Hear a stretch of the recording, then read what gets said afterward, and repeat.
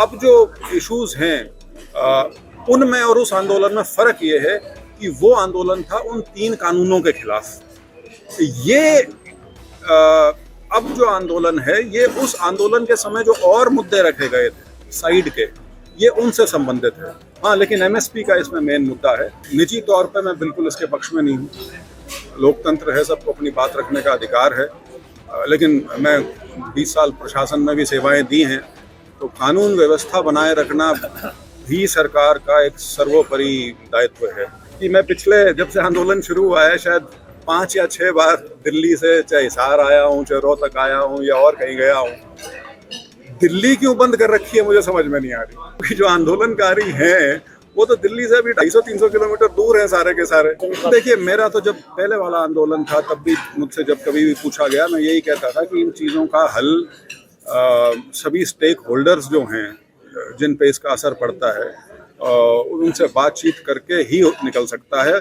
उस समय दुर्भाग्यवश हुआ ये था कि वो जो कानून लाए गए उस समय लोगों में ये एक भावना गई कि इसमें हमारी सहमति या रजामंदी नहीं थी। शायद हमारे से जिस तरीके से इस पर बातचीत होनी चाहिए थी वो शायद नहीं हो पाई। जो सरकार की मंशा या मैसेज था वो नहीं पहुंच पाया, जिस वजह से बहुत क्या बोलूं मैं, एक शंका की स्थिति किसान के मन में पैदा हो गई थी, खास तौर पे कॉन्ट्रैक्ट फार्मिंग को लेकर, जिससे उसको ये आभास हो गया था कि देर सवेर कहीं तेरी धरती ना जाती रहे।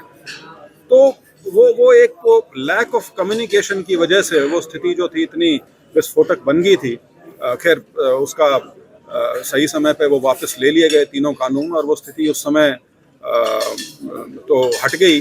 लेकिन अब जो इश्यूज हैं उनमें और उस आंदोलन में फर्क ये है कि वो आंदोलन था उन 3 कानूनों के खिलाफ। ये अब जो आंदोलन है ये उस आंदोलन के समय जो और मुद्दे रखे गए थे साइड के, ये उनसे संबंधित है। हाँ, लेकिन एमएसपी का इसमें मेन मुद्दा है।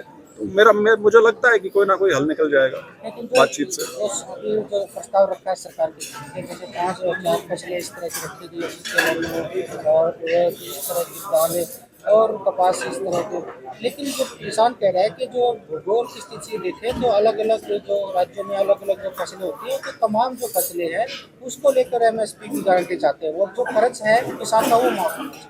मेरा आपसे सीधा सा सवाल ये है कि ये आंदोलन हमारे अलावा और कहाँ होगा? ये एमएसपी की सुविधा क्योंकि इस इलाके को करीब 5 दशकों से मिली है, इसलिए ये जो एक भावना आती है वो इस इलाके में ही ज़्यादा है। बाकी देश में तो एमएसपी की तर्ज पे वो गए नहीं हैं। तो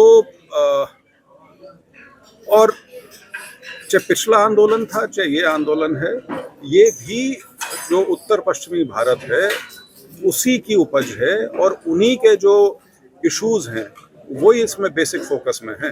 वो ठीक है कि देश से हो सकता है अलग अलग जगह से और जो किसान संस्थाएं हैं वो इनके समर्थन में आए, लेकिन उनके मुद्दे अलग हैं, उनके मुद्दे अलग हैं। लेकिन किसान को जिस तरह से अबकी बार रोका गया है, कीले गाड़ दी गई, देखिए, उस निजी तौर पे मैं बिल्कुल इसके पक्ष में नहीं हूँ।